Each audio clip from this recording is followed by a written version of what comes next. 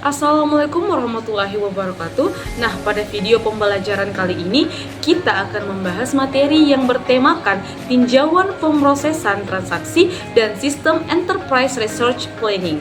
Langsung saja masuk pada materi yang pertama.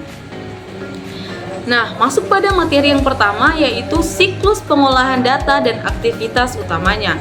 Adapun siklus pengolahan data terdiri dari 4 bagian utama.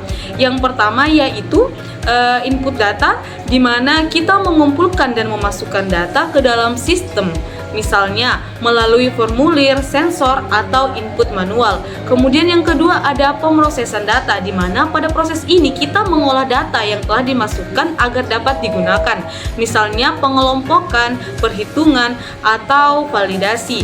Kemudian yang ketiga yaitu penyimpanan data, di mana kita menyimpan data dalam basis data atau sistem penyimpanan lainnya untuk digunakan nanti.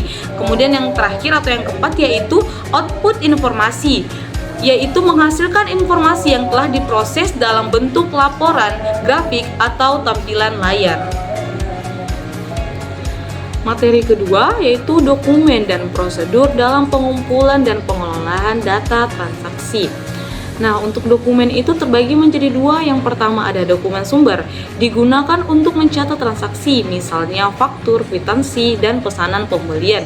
Kemudian ada dokumen input, berisikan data yang akan dimasukkan ke dalam sistem, misalnya formulir elektronik atau entry data manual.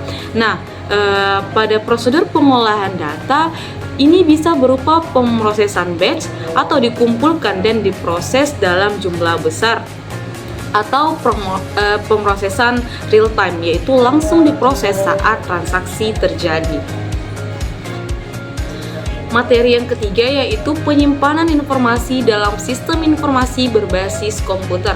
Nah, pada bagian ini terbagi menjadi 4 bagian. Yang pertama, Database Management System atau DBMS, yaitu mengolah penyimpanan dan pengambilan data. Kemudian yang kedua ada File Based Storage, di mana pada bagian ini data disimpan dalam bentuk file terpisah.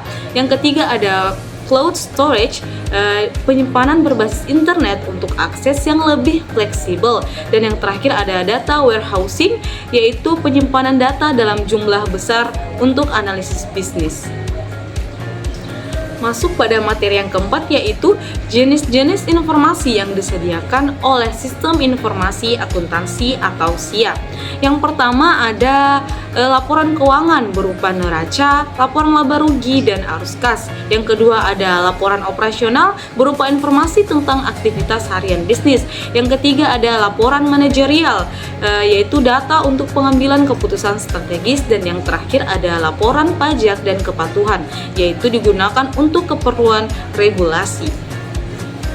Nah, materi yang kelima yaitu penggunaan enterprise resource planning dalam pemrosesan transaksi dan penyediaan informasi. ERP adalah sistem yang mengintegrasikan berbagai fungsi bisnis dalam satu platform.